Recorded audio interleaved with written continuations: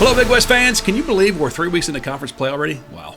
And so your third player of the week is Bryce Pope of UC San Diego. 6'3" senior guard led the Tritons to a first-place tie with 2 wins last week. The hometown product, he scored 26 points in UC San Diego's first-ever home win versus Long Beach State. Then over the weekend, he scored 17 points as UCSD improved to 5-0. He averaged 21.5 points per game and shot 6 of 12. That's 50% from beyond the three-point line. Now, I want to recognize the offensive leaders thus far in this young season. There are 3 players averaging over 20 points per game in Big West play. Let's start with Elijah Pepper of UC Davis, 24.5 points per game. He's ranking near the top of every scoring category in the Big West. And then there's Bryce Pope of UC San Diego. We just spoke about him. He's averaging 23 points per game in Big West play as he and his team are in the running for a Big West title if they keep this up. And then we cannot forget about the third leading scorer, AJ Mitchell of UC Santa Barbara, 21 points per game, last year's Big West Player of the Year, and who's having another stellar season individually this year.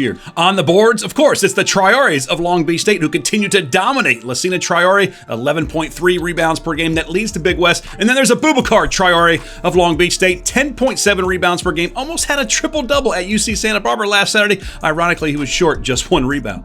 And then there's your top assist getters. 3 guys averaging over 5 assists per game, like Pierre Crockwell of UC Irvine, 6.6 assists per game. He's also top 20 nationally in both assists per game and total assists. T.Y. Johnson of UC Davis, just over 5.5 assists per game. Him and Elijah Pepper really have the Aggies nipping at the heels, just a couple teams ahead of them in the conference race. And then Kobe Sanders of Cal Poly, 5 assists per game. He's been really a bright spot for the Mustangs this season.